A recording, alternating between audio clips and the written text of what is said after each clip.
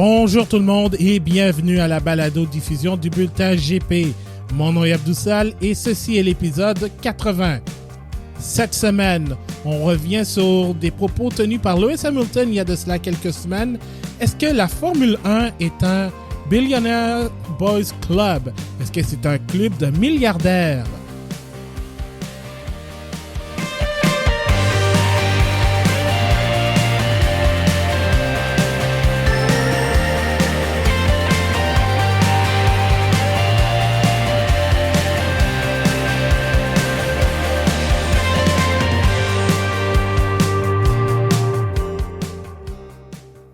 Bonjour ou bonsoir, peu importe où vous êtes, j'espère que vous allez bien.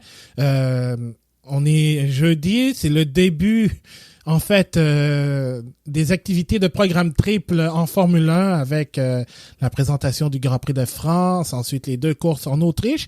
Mais ce n'est pas de ça dont on va parler. On va parler d'anciens propos qui ont été tenus par Lewis Hamilton.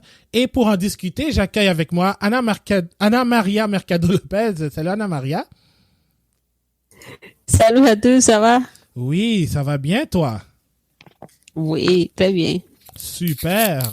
Et j'ai le plaisir d'accueillir le président du fan club de Corey Perry, l'attaquant du Canadien de Montréal. Et ex-attaquant des Ducks d'Anaheim, il faut le mentionner, il a passé quand même sa partie de sa carrière-là. Bref, je vous présente Marc-André Français. Salut Abdou. Ça va bien? Ça va bien, toi? Ça va bien, merci. Je tiens à préciser qu'on enregistre lors du match 2 et au moment où on a commencé à enregistrer, c'est déjà 1-0 pour le Canadien. Donc, un but de Armia, qui est rare. Ouais, et ton favori était sur la glace alors. Oui. Parfait. On va le prendre. On va le prendre. Donc, on va passer aux choses un peu sérieuses parce que là, on va dire presque un mois, Lewis Hamilton s'est fait poser la question par le quotidien AS, un quotidien espagnol, pour dire que, et il a dit ceci, que la Formule 1 est devenue un club de millionnaires, ou en anglais proprement dit, A Billionaire's Boys Club. Et lui, il demande à ce que la course automobile soit un peu plus accessible pour celles qui proviennent de différents milieux. Évidemment, on sait que dans la Formule 1 actuellement, on a 3 pilotes qui sont fils de milliardaires, c'est-à-dire Nikita Mazepin, Nicolas Latifi, ou Nikita Mazepin, si ça vous intéresse, Nicolas Latifi et Lance Stroll. D'ailleurs, il y a même une chanson, je ne sais pas si vous l'avez déjà entendue sur les internets, mais je vous la fais jouer un peu.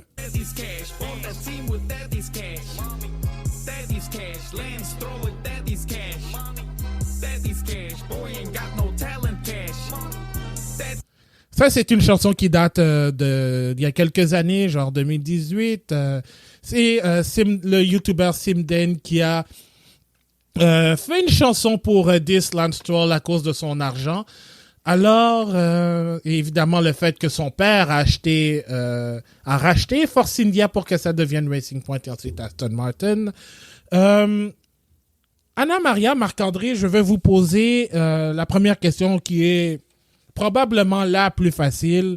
Est-ce que c'est encore le cas que ce soit un sport de milliardaire / millionnaire ou sport de riche, si vous le voulez? Ana Maria?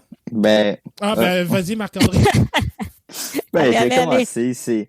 C'est une évidence quand tu regardes tous les moyens que ça prend pour aller en Formule 1. Déjà, le karting est l'un des sports les plus riches parce que ça te prend une voiture, ça te prend du gaz, ça te prend l'installation, dont un circuit. Ensuite, il y a les compétitions. C'est pas les sports les plus réputés, donc ça coûte plus cher.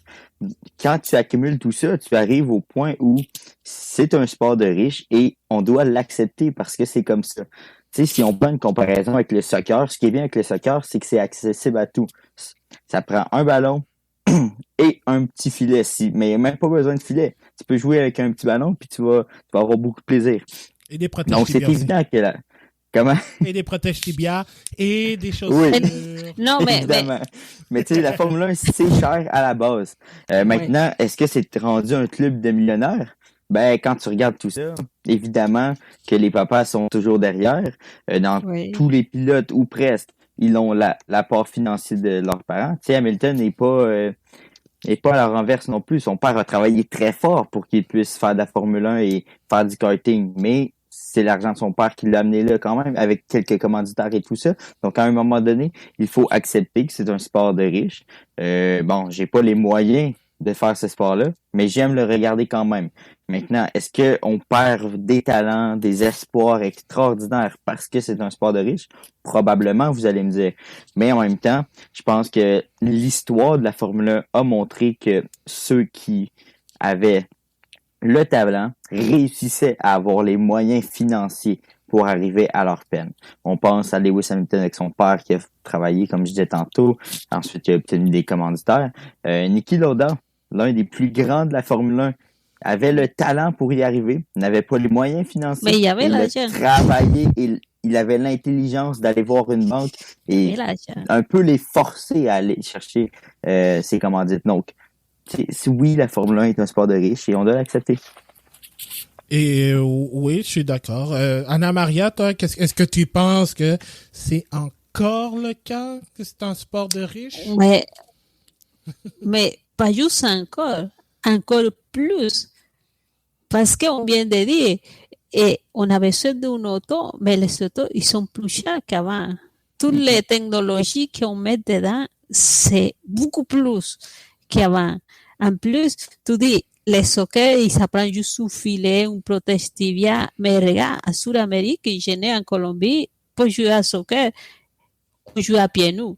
Il n'y a pas de problème. Regarde, c'est juste un ballon joué, mais pour la Formule 1, pour le sport automobile, tu as besoin d'une auto.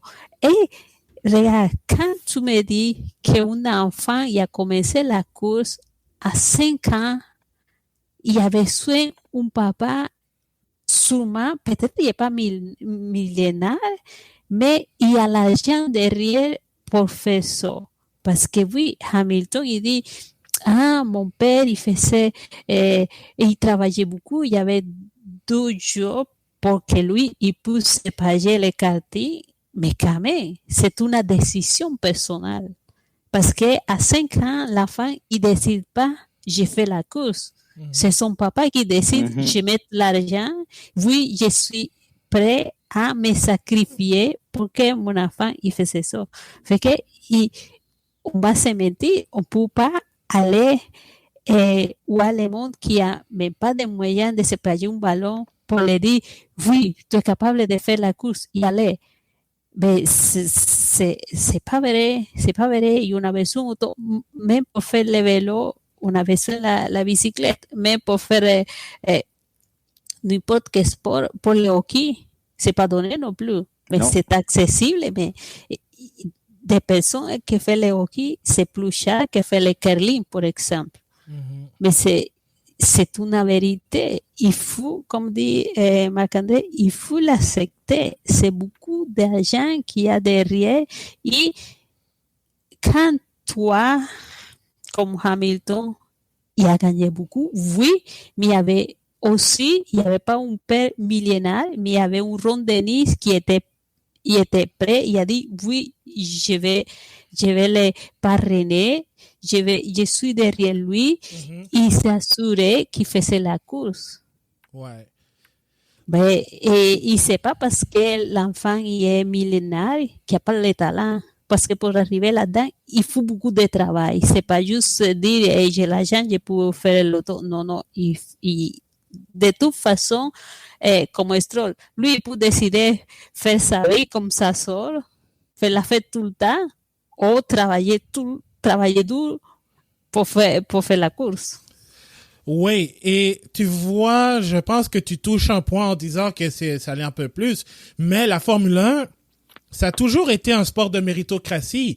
C'est pas, disons, c'est pas n'importe qui peut y aller. Je pense entre autres dans les années 50, le prince Bira, lui, il faisait partie de la voyons, Thaïlande. La Oui, principale. c'est ça. Il était un prince thaïlandais, mais il faisait de la course automobile et il s'est rendu en Formule 1 parce qu'il avait les moyens financiers. C'est pas ça a existé depuis les années 50 et même bien avant la création de la Formule 1 comme sport en tant que tel. Alors, oui, ça a été une question de riches, mais maintenant, c'est devenu de manière voyons, je vais la voir, disproportionnée. C'est de manière disproportionnée parce Et exponentielle aussi également. Non, mais c'est ça, mais parce que toi, tu viens de dire, Tato, qu'il y a Latifi, il y a Lance Stroll et il y a Mazepin, mais regarde, le père de Norris aussi, lui, il est pas parce que lui, il est très riche aussi. Oui, faut pas l'oublier. Le père de Norris, c'est ce que tu peux dire que oui, peut-être le père de Stroll, il y a beaucoup plus d'argent, mais tous ceux qui sont là, la majorité, c'est parce que la famille, leurs parents, ils ont de l'argent porque lui, il peut arriver là. Parce que je te dis, Tatiana Calderón, c'est pas la famille, c'est pas quelqu'un qui a pas d'argent, parce que son famille est derrière elle, mais ils n'ont pas assez d'argent pour qu'elle peut arriver à Formule 1. Ouais. Mais c'est dire que non, que c'est un sport de riches, un club de riches. Mais oui, mais on a besoin d'argent pour faire le sport. Et justement, je vais vous donner des Marc-André, il voulait parler. Oh, excuse-moi, Marc-André. Ben écoute, la seule différence, je te dirais, entre Lawrence Stroll, qui fait 3,2 milliards par année, ou du moins qui a une fortune établie à 3,2 milliards, et mettons, le père de Norris, qui est à peu près, je crois, à 225 millions ou à peu près quelque chose comme ça, c'est que Lawrence Stroll a l'argent pour acheter une écurie, et ce n'est pas pour son fils, c'est pour son propre bonheur. Ouais. L'homme est un passionné de course automobile, est un passionné de Formule 1, et le hasard a fait que son fils a un énorme talent en Formule 1, réussit à avoir de bons résultats. C'est pas pour rien qu'à sa première saison, il a réussi à avoir une 12e place, un podium, une performance complètement déjantée sur à Monza, quand il faisait vraiment pas très beau. On se souviendra de cette performance-là parce que le jeune a réussi à montrer qu'il a du talent. Puis, tu sais, aujourd'hui, tous les pères sont quand même riches quand on parle d'un pilote de Formule 1. Si on regarde encore Carlos Sainz, un ancien pilote qui a eu aussi des commandites, mais à la base, son père est très riche. C'est un ancien pilote qui a fait de l'argent dans sa carrière et en faisant des investissements. Donc, partout où tu vas, il y a de l'argent. Que tu sois sur un circuit ou un autre, tu vois des stades de VIP qui, eux, dépensent des milliers et des milliers de dollars pour 3 jours pour être là puis pour montrer qu'ils ont de l'argent. Puis, regarde, malheureusement, c'est un peu basé sur l'argent et on doit l'accepter. Oui. Il faut pas non plus regarder juste qu'ils sont millionnaires, ils ont l'argent, parce que derrière de tout l'argent qui a Stroll ou qui a Mazepin et qu'on investit, ils ont sauvé des équipes, ils font travailler le monde aussi, parce que oui, Latifi, il y a beaucoup d'argent, mais derrière ça se cache beaucoup d'emplois, beaucoup de monde qui travaille et qui vit de ça. Stroll, si lui n'aurait pas mis de l'argent dedans, l'équipe, il aurait disparu.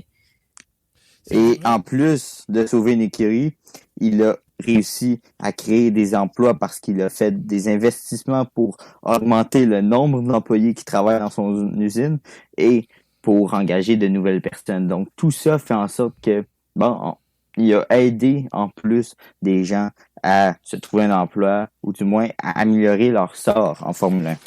Et non seulement ça, mais il a aussi, disons en quelque sorte, essayé de sauver la face de Aston Martin en parlant de Lawrence Stroll. Et je sais que oui, il y a tellement eu. Puis ça aussi, c'est peut-être quelque chose que je vais en parler avant, mais je veux dire après. Mais juste pour vous donner une idée, Toto Wolff qui est aussi intervenu dans les propos de de Lewis Hamilton a donné des chiffres à RTL. Pour une saison de karting, c'est environ 250 000 €, donc à peu près 300 000 $. Pour une saison de Formule 4, c'est 500 000 €, donc à peu près 600 000. C'est le double. Pour une saison complète de Formule 3, c'est 1 million d'euros ou 1,2 million de dollars. Et je vous imagine pas aussi la Formule 2. Donc c'est beaucoup d'argent derrière. Et juste pour trouve compléter, que c'est bien d'avoir ces chiffres-là. Et juste pour compléter, en comparaison, évidemment, c'est une comparaison hyper boiteuse, mais par exemple, j'ai trouvé les chiffres de Hockey Sud-Ouest, je pense que c'est à Montréal. C'est Hockey Sud-Ouest à Montréal. Pour initiation, pour ceux qui sont nés en 2016-2017, c'est 130 $. Pour les pré-novices, donc ceux qui ont genre 7 ans, 210. Pour novices M9, 300 $. Pour Atom, Pee-wee et Bantam, donc genre les enfants de 11, 13, 15 ans, 330 $. Et pour Midget, c'est 335 $. Et oui, vas-y Marc-André. Le mot midget pourra bientôt plus être utilisé. Mais merci de la précision.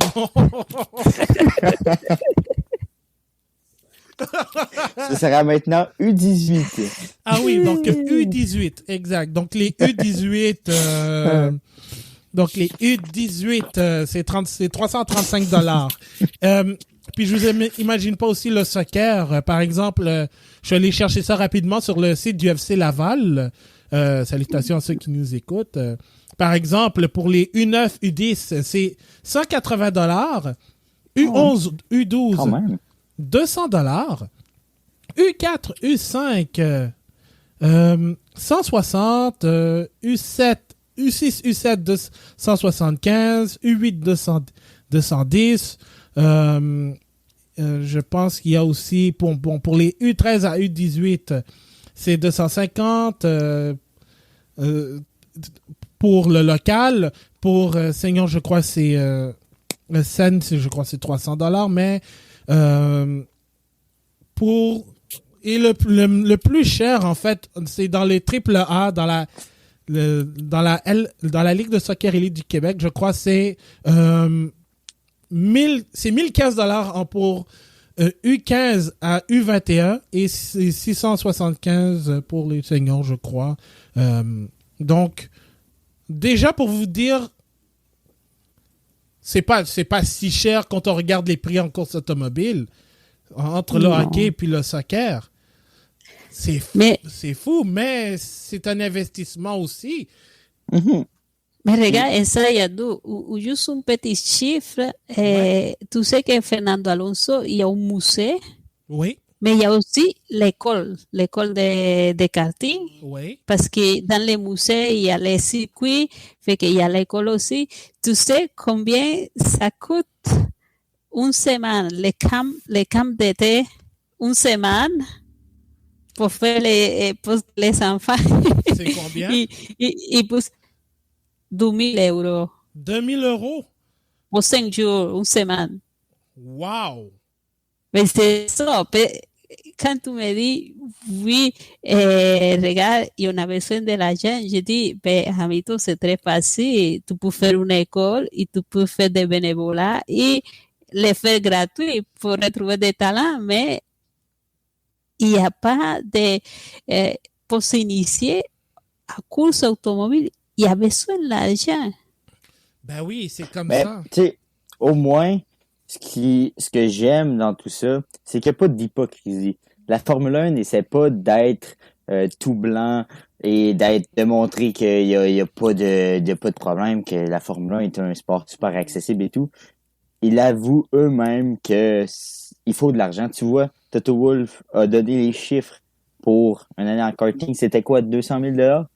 Ouais, 300 000 $. J'aime le fait que les membres de la Formule 1 ou les gens qui sont proches de la Formule 1 ne se cachent pas.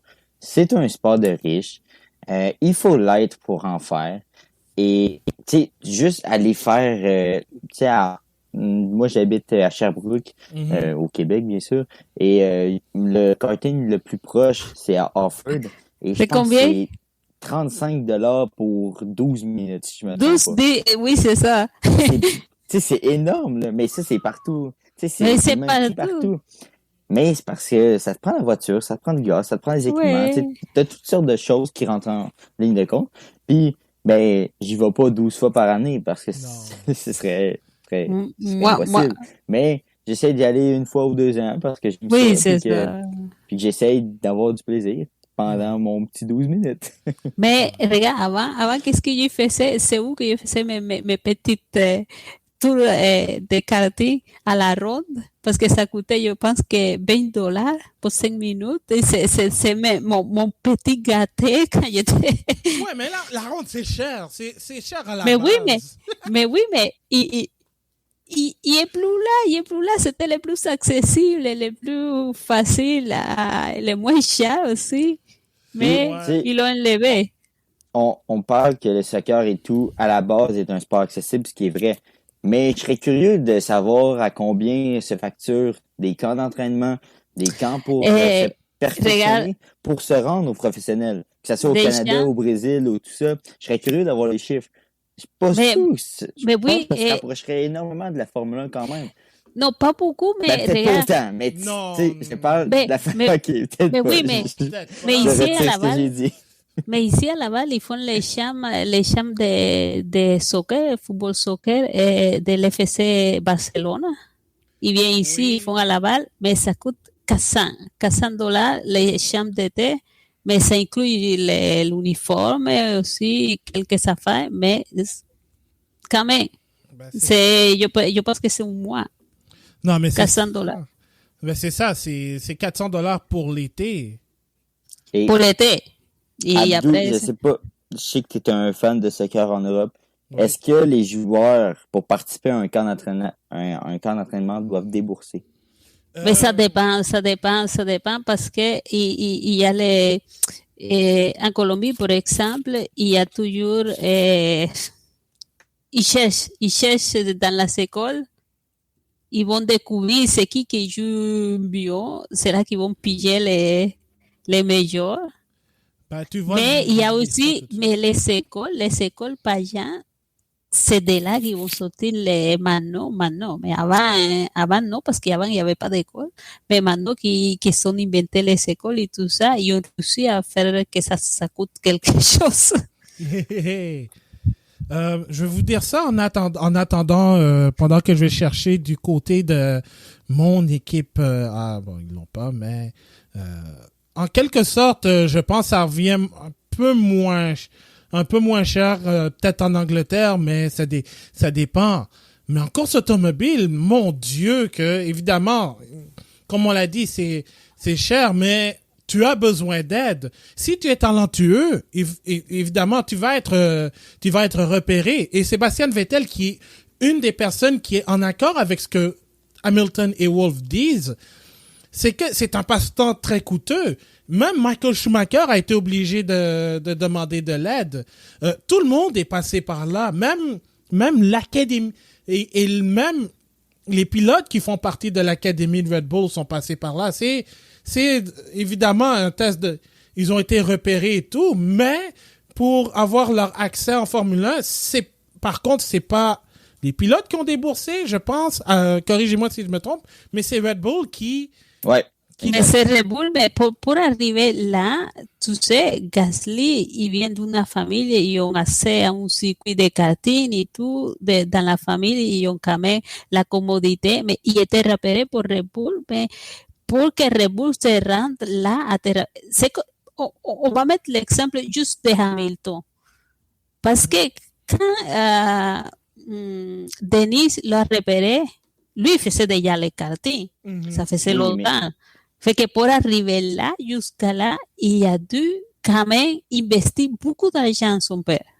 il a investi beaucoup d'argent. Cependant, quand on regarde, admettons, le Red Bull qui débourse Oui. les chiffres qu'Abdou a mentionnés tantôt pour F2, F3, F4, quand un pilote est repéré par la filière Red Bull, que ce soit Gasly, Verstappen et tout ça, à partir du moment où ces pilotes-là entrent dans la filière, c'est à ce moment-là que Red Bull commence à débourser pour leur compétition. Donc, c'est sûr que de se faire repérer par une écurie, c'est parfait. Théo Pourchaire, ça a été la même chose lorsqu'il s'est fait repérer par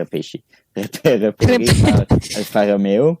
Ils ont commencé à débourser de l'argent pour son développement. Et c'est ainsi que tu réussis à aider les pilotes à se rendre là où ils sont maintenant. Petite précision aussi, parce que pendant que vous parliez, je suis allé faire mes recherches. Par exemple,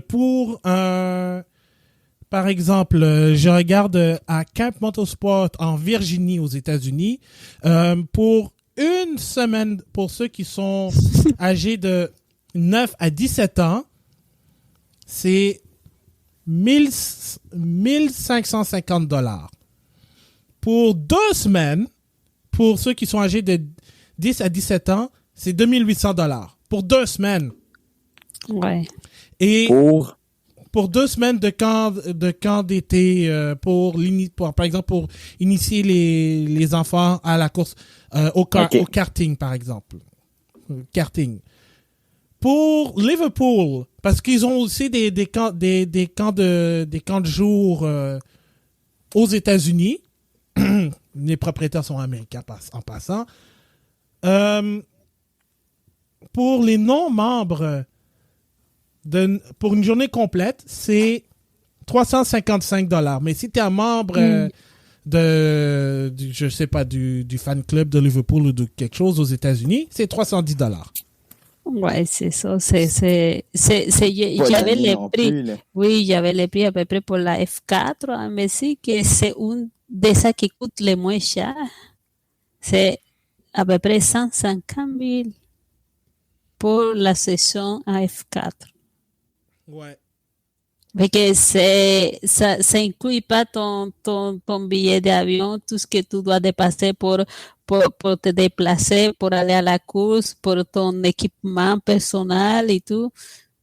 Et c'est quelque chose qui coûte et il faut être conscient. Quelque chose que j'admire beaucoup, c'est que merci à tous les millionnaires qui sont capables de mettre de l'argent dedans parce qu'ils donnent beaucoup de travaux. Et tu vois, un de ceux que j'admire beaucoup, c'est Carlos Slim Jr. Mm-hmm. Parce qu'il a fait, il aime ça la course automobile. Il n'y a pas d'enfant, lui, il n'est pas pilote. C'est lui qui protège à Checo Pérez. Ouais. Mais lui, il a fait quelque chose qui s'appelle la escuderia Telmex. Oui. Fait que lui, il appuie beaucoup de pilotes qui sont là, qui ne sont pas nécessairement très millénaires, qui ont beaucoup d'argent, mais il va les renforcer pour les pousser à aller à l'avance. Et ça c'est très bien parce que c'est merci à lui que Tatiana Calderón il fait la course encore et qu'il y a des pilotes comme Checo Pérez. Lui, il y a des pilotes en NASCAR, en IndyCar, les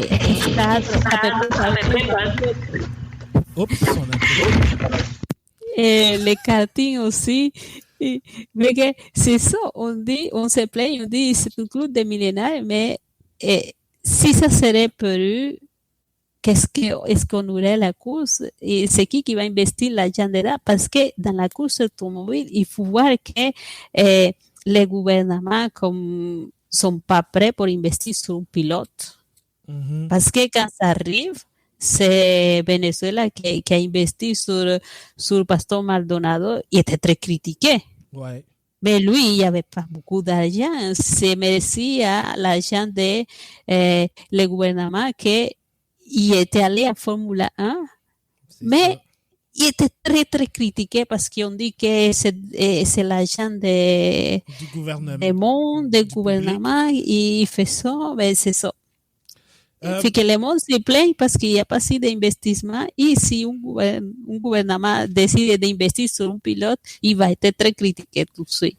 Ouais, exactement. Et avant que je réplique à ce que tu as dit, Anna Maria, il faut pas oublier aussi que nous, ici au Québec, il y a quand même l'école Jim Russell à Mont-Tremblant.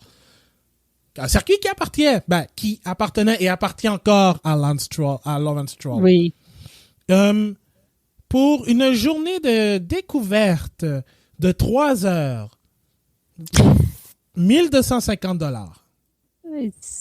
Pour C'est juste De 3 heures. 3 heures. Hein?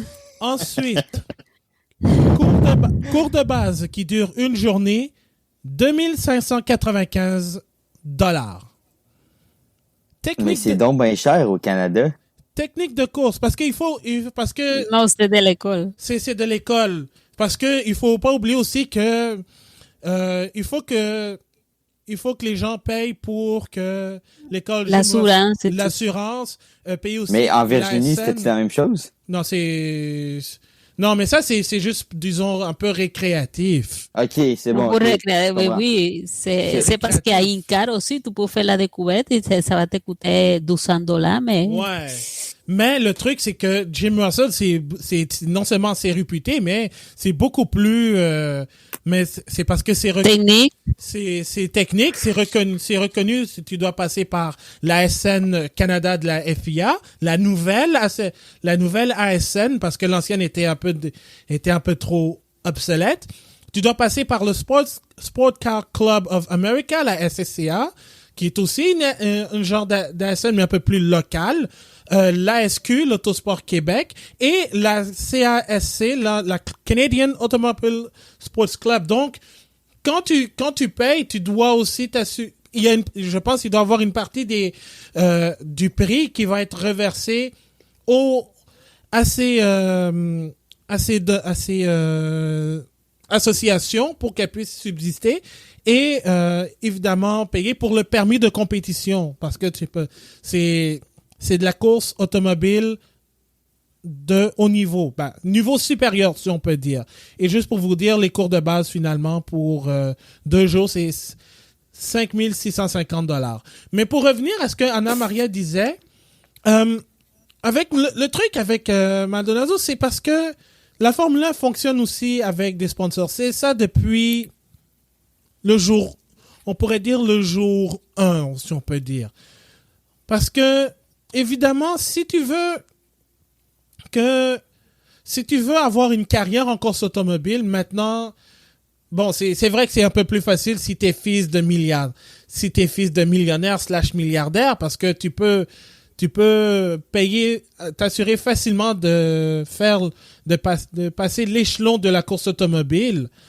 Mais tu dois quand même avoir un sponsor, quelqu'un qui est prêt à te suivre de A à Z, que ce soit dans les meilleurs ou bien les mauvais jours.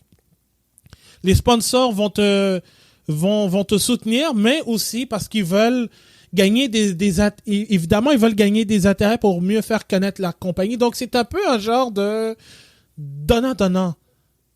Et la Formule 1, la course automobile, c'est le sport où tu as le plus de visibilité en termes de compagnie. Donc, c'est pas pour rien que, par exemple, dans le passé, tu avais Players. Les compagnies de cigarettes étaient les plus lucratives. T'avais, par exemple, ici au Canada, tu avais Players qui avait parrainé Jacques Villeneuve, Claude Bourbonnais, Paul Tracy, Patrick Carpentier aussi, Alexandre Tagliani aussi. On parle pas seulement de Formule 1, mais aussi de course automobile en général. Players avait une énorme visibilité. Et ils ont même commandité le Grand Prix du Canada à un certain moment, jusqu'à ce que... Et là, avec la loi anti-tabac qui est passée au cours des années 2000 ici au Canada, tu vois même plus de commanditaires de cigarettes. Et pourtant, dans le temps, c'était eux qui amenaient l'argent, parce que... Il n'y a pas juste au Canada, les cigarettes, c'est quelque chose qui a fait très mal al motosport parce qu'il s'endurisait beaucoup juste des sponsors qui venaient des cigarettes, surtout. Oui. Ben c'est ça, c'est pas je dis que je parle de Players au Canada, mais c'est un exemple parmi tant, parce qu'il y a eu Marlboro, il y a eu Rothmans, Camel aussi, qui ont fait leur part pour, disons, aider. Comment? Lucky Lucky Strikes aussi. et qui ont fait leur part pour donner de la visibilité et parfois même aider les pilotes à se rendre dans les plus grands rangs de la course automobile. Alors, maintenant, c'est un peu moins le cas. T'as pas de compagnie qui prend de leur temps pour, disons, investir sur des pilotes autres que Red Bull, je dois préciser. Autres que Red Bull. Mais oui, maintenant, on voit les académies de jeunes pilotes, mais les académies, c'est aussi pour soustraire l'argent, parce que si tu vas à l'académie de Ferrari, il faut débourser beaucoup aussi. Ouais. Rappelle-toi que Stroll était là à l'académie Ferrari, Oui, et et d'ailleurs... c'est pas gratuit. C'est ça, c'est pas gratuit. Et je dois dire quand même que... même à ça, l'Académie Ferrari commence vraiment à prendre son effet parce qu'il y a des pilotes qui poussent. D'abord, il y a eu Charles Leclerc. Dans les exemples les plus récents, il y a Charles Leclerc. Antonio Giovinazzi aussi, il faut pas oublier, est un membre de l'Académie des jeunes pilotes Ferrari. Et j'étais, et après ramassé. Ouais, il y a Callum Ilott qui est en DTM. Il y a plein d'autres exemples aussi. Mais le truc, c'est que quand est-ce que l'Académie, à part Red Bull, va faire son cas? Je pense entre autres à Alpine, qui a de jeunes pilotes, entre autres Oscar Piastri, Christian Lundgaard, Guan Yu Zhou, mais actuellement, ils sont pas encore prêts pour la Formule 1. Et ça aussi, c'est quelque chose qui va devenir un peu dangereux, c'est que si tu n'es pas capable de vraiment développer le pilote, de lui donner sa chance, il va se retourner, comme on l'a dit à quelques épisodes, il va se retourner ailleurs. Puis il n'y a pas seulement que la Formule 1 dans la vie, il y a d'autres compétitions. Et justement, j'avais un exemple, il y a le pilote Pierre-Louis Chauvet qui, après une ronde de Formule 3, n'a plus de volant parce que, justement, il a perdu son sponsor. Et justement, c'est tellement difficile de gravir les échelons si tu n'as pas l'argent pour. Donc, comme on l'a dit, vous avez beau être un pilote talentueux, mais l'argent est aussi important. Et il faut conserver les modes de paiement comme un commanditaire également. Oui, c'est ça. Exactement. C'est pas juste d'aller les chercher, c'est de les conserver qui est aussi difficile. La deuxième question, là, je vais vous poser une question. Et là, elle est un peu plus... je sais pas pour vous, ça va être un peu plus difficile à répondre. Mais pensez-vous que c'est facile de briser le moule du Billionaires Club? Est-ce que vous pensez que c'est facile d'effacer ce moule? Si oui, comment? Ben, regarde, pour moi, c'est pas un moule. C'est parce que c'était toujours constant. Même Fangio, il disait, lui, il faisait la course, mais lui, il faisait aussi la mécanique de l'auto. Il faisait beaucoup de choses. Il y avait pas beaucoup d'argent, mais il gagnait des courses. Il y avait, comme tu disais, il y avait les principautés, il y avait des gens riches qui pouvaient arriver. Et aussi, qu'est-ce qui, quand dit que maintenant c'est un club de millionnaires parce que c'est le fils à tal qu'il fait la course dans son équipe ou c'est le fils de tal autre. Mais c'est parce que aussi avant, dans un moment donné, la course c'est un sport très dangereux. Ouais. Oui, il y avait des riches qui avaient des équipes, mais c'est pas nécessairement ces enfants qui mettaient dans l'auto. Parce que c'était très dangereux. Des fois, il y avait des pilotes qui juste initiaient une course et se tuaient dans l'auto. Mais c'est que maintenant, qu'est-ce qui ça fait maintenant que les fils de Stroll est dans l'auto et dans la voiture? Parce que c'est très sûr aussi. Maintenant, ça continue à être un sport dangereux. Oui. Aussi, si tu regardes tous les sports automobiles en général, la F1, c'est le moins dangereux maintenant. Tu vois les crashs si ça ne passe rien, mais maintenant, le monde qui a l'argent, je pense qu'il a moins peur de dire à son enfant, oui, je suis derrière toi, rentre dans la voiture. Mais avant, tu disais, Lauda, il était pas très riche, mais sa famille avait de l'argent. C'est juste que la famille ne voulait pas le payer l'auto. Fait que lui, il a dit, OK, moi, je vais me chercher de l'argent pour aller à Ferrari. Et lui, il a dû se chercher de l'argent pour aller à Ferrari. Ouais. Mais c'est pas quelque chose d'aujourd'hui. Et oui, tu peux essayer de briser ça, mais comment? Ben, je vais laisser le Marc-André. Il y a pas 3000 façons de dire comienza a coûter les crashs de Bottas Et Russell. c'est combien qui a coûté? 1 million. C'est ça. 1 million. Même l'accident de Schumacher à Monaco, les coûts de dommages tournaient autour de 500 000 $ US. Puis on s'entend, c'est as.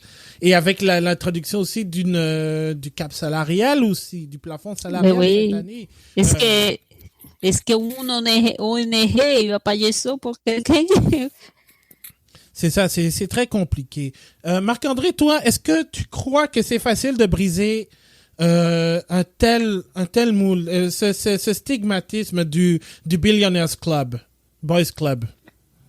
Ben, ça dépend du point de vue, parce que pour moi, c'est une position qui ne changera jamais, parce que ça prend de l'argent pour entrer en Formule 1. C'est triste à dire, mais par exemple, je vais prendre un exemple tout à fait hors de portée, mais je m'en vais au Brésil, je rencontre un jeune enfant dans un bidonville, mais malheureusement, c'est sûr que cet enfant-là aura moins de chances d'atteindre la Formule 1 qu'un Lance Stroll, parce qu'il n'a pas l'argent pour y arriver. Donc, que tu veuilles briser ce moule, comme tu l'as dit tantôt, ou pas, pour moi, c'est impossible, parce que c'est l'argent qui t'amène au point B, qui est la Formule 1, ou que ça soit n'importe quelle autre compétition. Je serais curieux de savoir les coûts pour entrer en endurance également. Tu sais, c'est un sport de voiture. Une voiture, à la base, ça coûte tellement cher que c'est pour ça la base de tout, c'est que tu embarques dans un automobile. Donc, c'est difficile de se dire, ça va coûter 2000 $ puis je vais pouvoir faire ce sport-là. Ou je vais pouvoir embarquer dans une voiture à 100 $ puis faire ma passion. Donc, il faut que tu fasses la part des choses. Il faut comprendre que, bon, tu vois, un seul crash peut coûter 1 million de $. Tu sais, un ballon dégonflé, t'en rachètes un à... Ben, aujourd'hui, c'est rendu quand même plus cher, là. C'est 100 $. Là. Un bon ballon, disons. Ouais. Fait que, tu sais, la comparaison, je trouve qu'elle est tellement difficile à faire parce que c'est deux sports complètement différents. Tous les sports ont une base qui est différente et évidemment un coût qui est différent. Mais tu vois, pour revenir justement dans tes propos en endurance, il y a un phénomène qui s'appelle les gentlemen drivers. Donc ce sont des personnes qui n'ont peut-être pas beaucoup d'expérience professionnelle en course automobile, mais qui payent pour avoir une participation en course d'endurance. Et je tu vois, pense... au moins, ça, en Formule 1, on ne l'a pas. Bon. On ne l'a Peut-être pas. Non. à la limite. Oh. Bon, Mais- c'est pas complètement ça, mais à la limite, c'est un peu ça. Mais le truc, c'est que le gentleman drivers, lui, il va louer sa place à il va, disons, offrir ses services à une écurie. Il va le payer, puis il va pouvoir participer. Comme par exemple, je pense qu'il y avait Paul Dallalana, qui est un Canadien, justement, qui participe, qui a une grosse expérience en endurance aussi avec Aston Martin, qui est un gentleman drivers.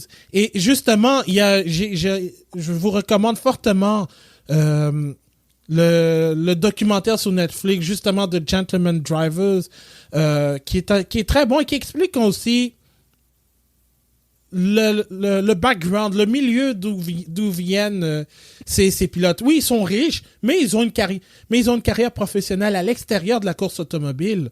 Donc, en endurance, oui, vas-y, Marc-André.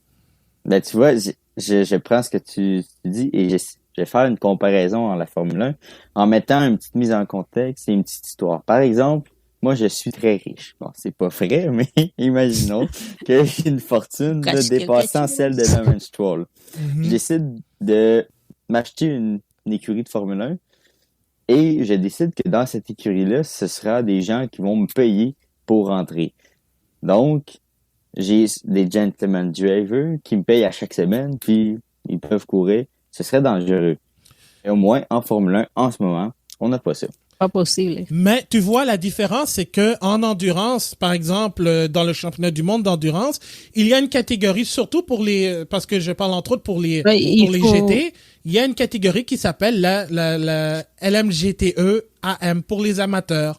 Donc, vous avez la catégorie pro, donc les pilotes qui sont vraiment engagés par les écuries, qui ont le statut, par exemple, platine ou bien silver, tout dépendamment de ce qui est lié avec l'Automobile Club West qui régit les 24 heures du Mans et la FIA. Puis vous avez la catégorie AM, donc dans la catégorie où on retrouve les gentlemen drivers. Mais aussi à tout, c'est comme en la Daytona 24, il y a c'est pas l'MP2, c'est comme les DPI, la 12e catégorie, que les équipes, il faut qu'ils mettent à quelqu'un avec pas d'expérience. Oui, c'est vrai. Pas d'expérience dans la course, parce que c'est comme ça que Lance Stroll a couru dans la Daytona une fois.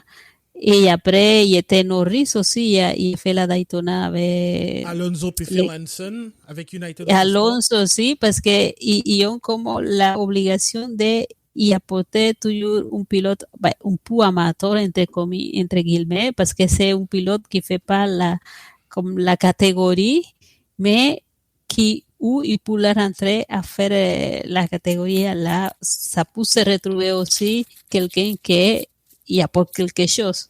Ouais.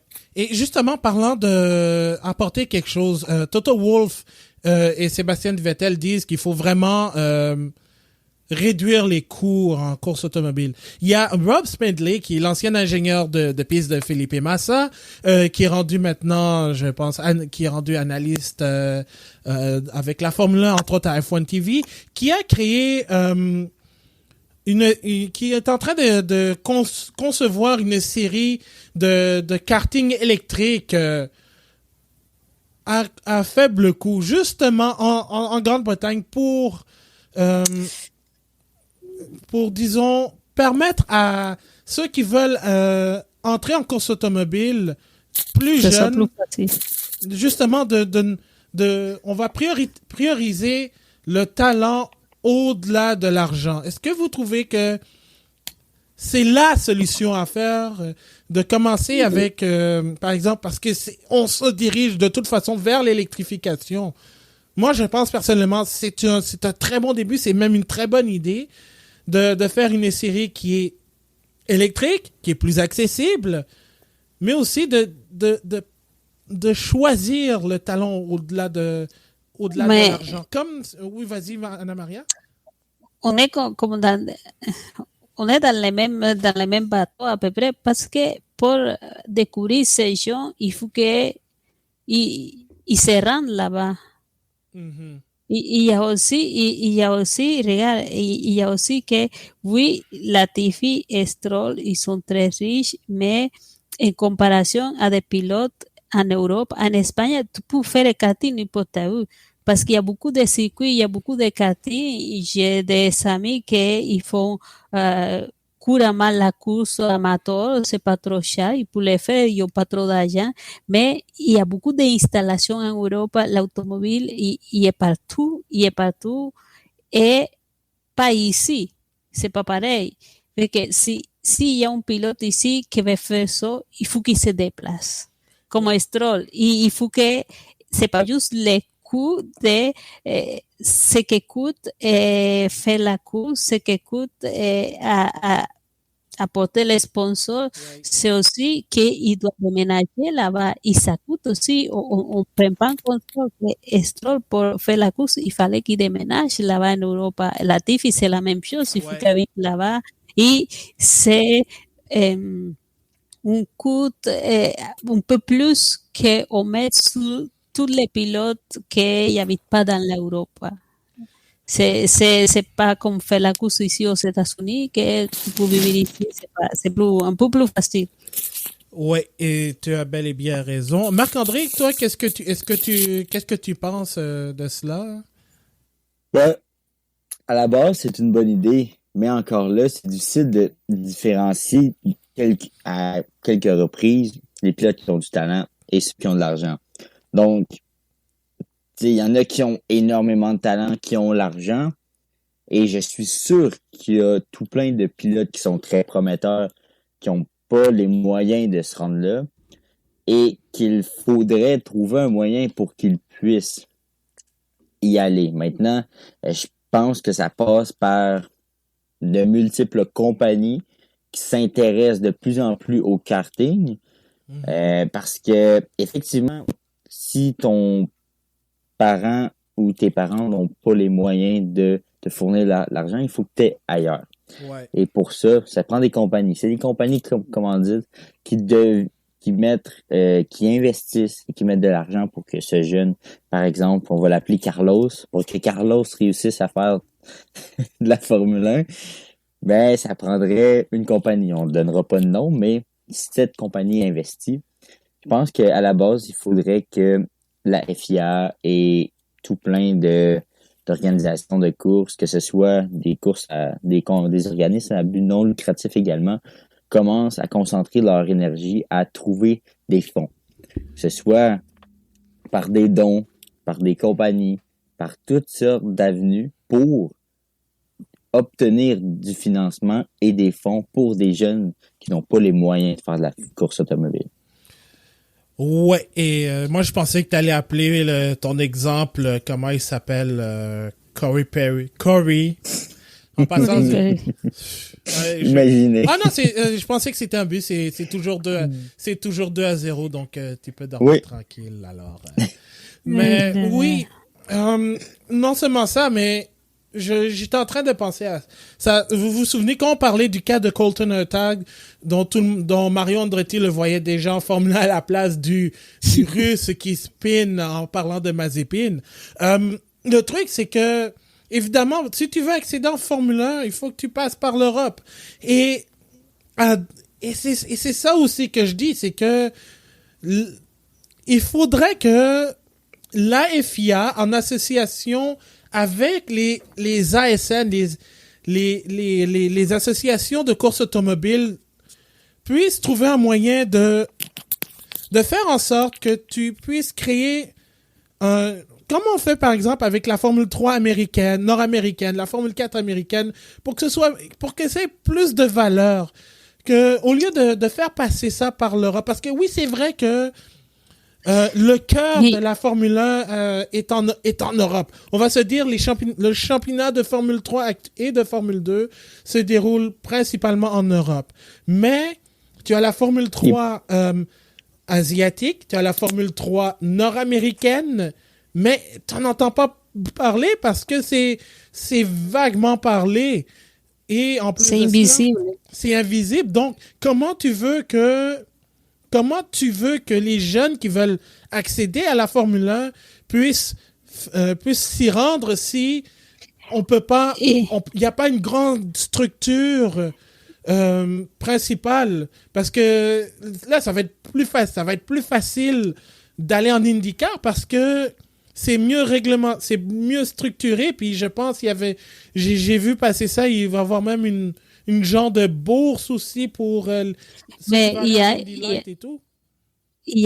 c'est ce qui s'y fait la IndyCar, parce que aussi que l'IndyCar, les pilotes ils gagnent de l'argent à chaque fois qu'ils font des points.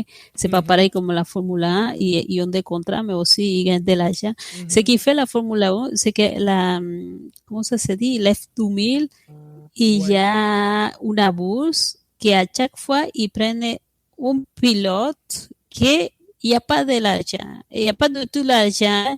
J'ai déjà une fois fait une interview à un qui a gagné la bourse, mais c'est sûr que la bourse est limitée, c'est pas beaucoup, mais il peut faire la course. C'est que lui, s'il n'a pas réussi, au moins ça le donne une petite poussée, mais s'il n'a pas réussi à trouver les sponsors, quand même, il se retrouve à faire la course, mais va dans l'acheminement de la Formule 1, peut-être pour la IndyCar, ou peut-être il va faire, je sais pas, la course de Mazda, de DTM, des choses comme ça, mais pas pour arriver à la F1. Et c'est quand même une bonne bourse. C'est pour ça qu'il y a besoin beaucoup d'argent. Aussi, l'autre chose, c'est que, comme tu dis, il y a la F4 à la NACA, Mexique, la F4 aux États-Unis qui vient d'être formée. Oui. Et je pense qu'il y a Brésil qui commence, il y a Argentine qui commence. Oui. Mais le problème, c'est que les grosses équipes de Formule 1, ils s'intéressent pas non plus. Mais c'est ça. Fait qu'ils vont chercher juste les gens qui sont à la F4 Italie, ils vont chercher les Néerlandais, ils vont chercher ceux qui ont plus d'argent, ils vont pas, tu vois, sa fenêtre, ils se retrouvent à faire le web parce que C'est un peu plus ça s'achète pas. Non, parce que c'est ça. Tu peux bien gagner la F4 Italie, mais quand à côté de toi, il y a un Schumacher, liso. Et Marc-André, je te donnais le mot de la fin. Est-ce que tu crois que ça va être une question vraiment un peu aléatoire? Est-ce que tu crois que la popularité de Drive, créée par Drive to Survive, va amener des jeunes à espérer vers une carrière en course automobile? Pas nécessairement la Formule 1, mais en course automobile. Je pense que oui. Parce que ça devient, je trouve qu'avec Drive to Survive, ça devient plus accessible. Tu sais, avant Drive to Survive, c'était difficile pour un jeune de s'identifier au pilote. Premièrement, dans l'ère Bernie, c'était pratiquement impossible parce qu'on connaissait pas les pilotes, on ne connaissait rien d'eux. Donc là, c'était pratiquement impossible de s'intéresser à la Formule 1. Mais aujourd'hui, les jeunes Américains, les jeunes Canadiens, là, je l'identifie comme ça parce que, bon, c'est notre réalité. On est en territoire nord-américain. Netflix, ça fait partie de notre vie maintenant. Et les jeunes écoutent Netflix, écoutent Drive to Survive, puis ils se disent, ah, ben regarde, la Formule 1, ça a l'air le fun. C'est un beau monde. C'est une belle compétition. Peut-être que moi aussi, ça m'intéresserait d'y aller. Puis, que ça soit ici au Canada, mais on a un jeune exemple avec Lance Stroll. Je pense que ses succès d'aujourd'hui vont pouvoir faire des petits, puis au Canada, il pourrait avoir une poussée du karting. Je serais curieux d'avoir les chiffres. Bon, je les ai pas maintenant, mais je pense que je vais commencer à faire des recherches à savoir si en ce moment, l'effervescence Lance Stroll se fait ressentir. Parce qu'à chaque fois, je vais prendre le hockey comme exemple, chaque fois qu'il y a un succès ou quelque chose comme ça se sent dans la population. Et quand on voit, par exemple, qu'au baseball, on commence à peut-être parler d'une équipe professionnelle à Montréal, le retour. Ben, les inscriptions au baseball sont en montée. Ou bien donc, tu vois, je trouve qu'il y a une raison d'être à tout. Et je pense que Drive to Survive pourrait apporter ça. Maintenant, ça pourrait aussi amener à des brisures de rêve parce que les jeunes pourraient se rendre compte qu'ils n'ont pas les moyens non plus de faire la course automobile. Donc, tu sais, donc oui, pour répondre à la question, je dirais que c'est affirmatif. Je crois que ça pourrait amener des jeunes à s'intéresser beaucoup plus à la Formule 1 et même à en faire.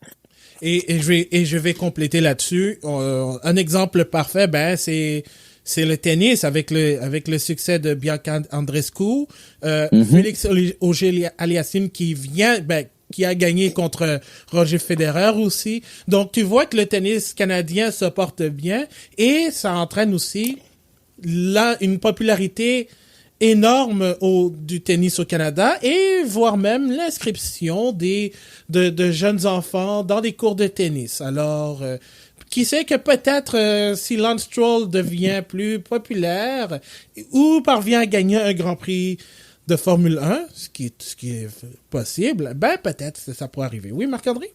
On parle de Lance Stroll, mais je pense que le pilote qui va amener le plus de gens à faire de la Formule 1, c'est Nicolas Latifi. C'est ma prédiction. OK. Oh là là. OK, on va passer au prochain sujet. Là. Il faut ajouter un petit détail. C'est une plaisanterie, juste avant que on passe à autre chose. Oui, exact. Oui, évidemment, c'est une plaisanterie.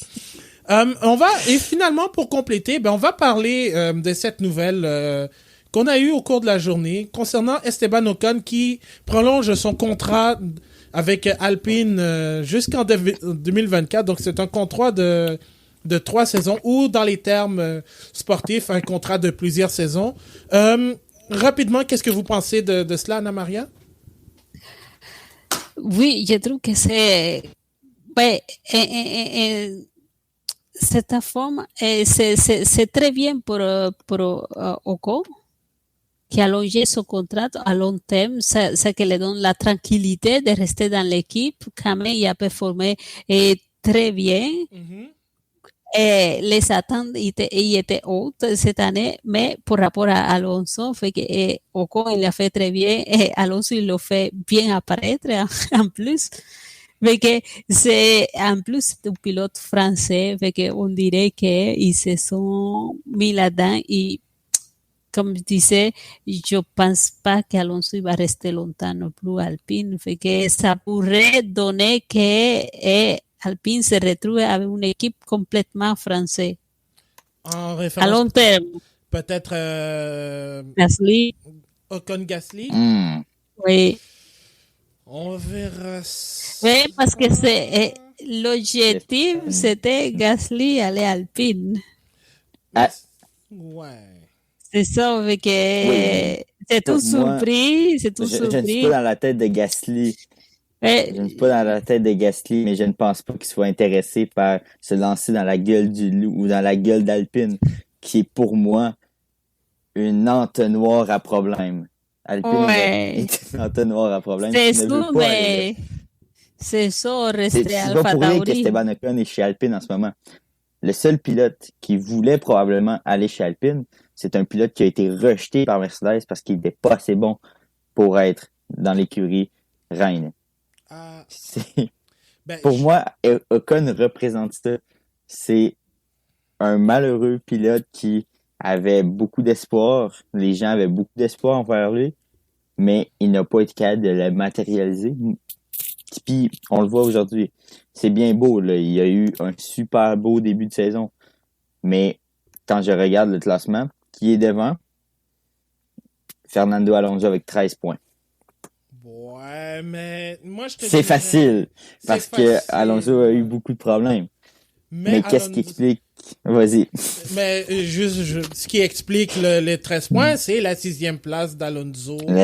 Oui, mais Ocon n'a pas réussi à faire ça. Mais disons que c'est à cause de la voiture. La Alpine, comme tu le dis, c'est un entonnoir à problème. Mais Ocon, malheureusement, est pris dans cet entonnoir et il a offert les performances. Exact. Puis je suis heureux pour lui parce que, honnêtement, pendant un moment, on se demandait même s'il y avait un futur pour Ocon en Formule 1. Et visiblement, il a réussi à trouver sa place. Il semble heureux. Alpine semble heureux, c'est pas pour rien. Là. Écoute, 2024, c'est dans 3 ans. C'est une stature pour 3 ans de plus. Ouais. C'est pas rare qu'on voit ça, parce qu'on l'a vu, par exemple, avec Charles Leclerc, Verstappen. Mais c'est un engagement à long terme. Ouais. Qui peut être... Puis il faut pas oublier, là, je vais juste ajouter un petit détail, ça peut être brisé à tout moment en Formule 1. C'est pas un contrat qui est solide. Là.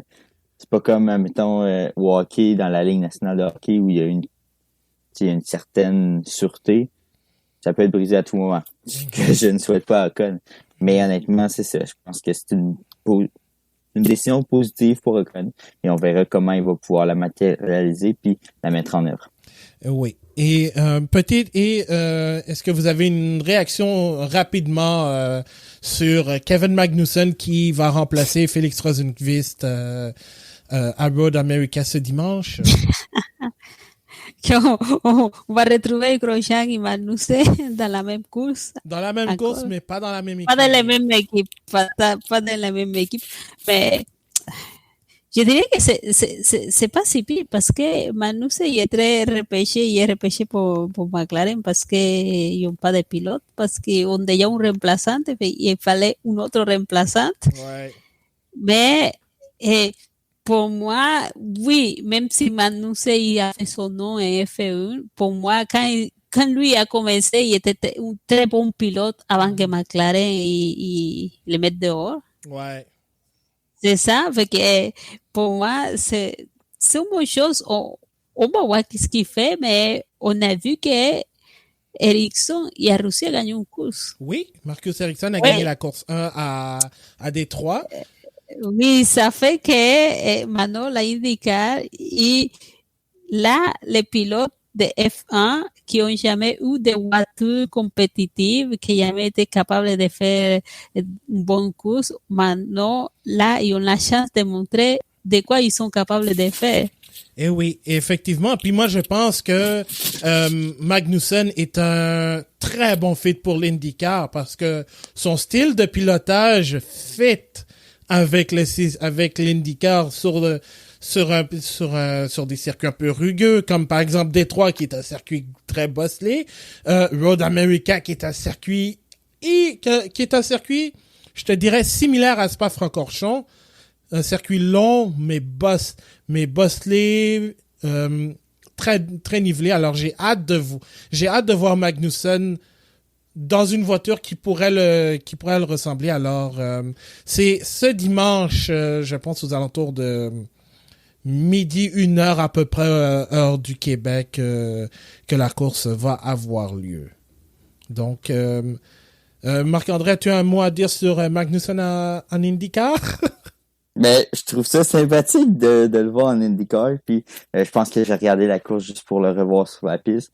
Je pense que c'est pas rien là, de constater que présentement on a plusieurs anciens de la Formule 1 qui se retrouvent en IndyCar. C'est sympathique et je pense que ça va peut-être attirer l'œil de plusieurs. Ah oui, ça devrait. Puis cette saison d'IndyCar est assez exceptionnelle, du pilotage de haut niveau, comme ça faisait longtemps que je n'avais pas vu en IndyCar. Alors, c'est ce dimanche, probablement qu'après notre émission d'après-course, on va aller tout de suite regarder la course d'IndyCar. Et c'est ce qui complète cet épisode du Bulletin GP. Alors, nous sommes disponibles sur toutes vos plateformes de podcast préférées, donc Apple Podcast, Google Podcast, Spotify, Stitcher et autres. Nous sommes aussi disponibles sur bulletingp.com, notre site officiel où vous pouvez aussi lire nos chroniques et réécouter nos anciens épisodes de podcast. Si vous voulez discuter avec nous, on est sur Facebook, Twitter et Instagram @lebulletingp. Et évidemment, nous avons notre émission d'après-course et on en aura 3 consécutives parce que c'est le programme triple à commencer par ce dimanche avec le Grand Prix de France si on ne s'endort pas. Alors, le somnifère. Eh oui, on espère que ce ne sera pas un somnifère. C'est mauvais, là. Ben oui, bon, on verra. On va pas lancer la pierre tout de suite à Paul Ricard. On va se croiser les doigts pour qu'on ait au moins une bonne course. Alors, Anna-Maria, Marc-André, un énorme merci d'avoir été là. Merci à toi. C'est un plaisir. Merci à toi. Ben, et Marc-André, j'espère... Oh my God. J'espère que tu vas apprécier la victoire du Canadien si c'est le cas. Alors, mon nom est Abdou Sall. Ne deviens pas un oiseau de malheur, Abdou. On sait jamais. On sait jamais. Les pingouins, ils sont où, donc? Ok, mon nom est Abdou Sall. On continue toujours de rouler avec le bulletin GP. Merci d'avoir été là. Et puis, je vais aller pleurer l'élimination des pingouins. Bonne soirée. Salut tout le monde. Salut à tous. Get lost. C'est bien. Oh là là. Mais je peux pas parler, mes docs, c'était même pas assez. Je suis. Alors parle pas.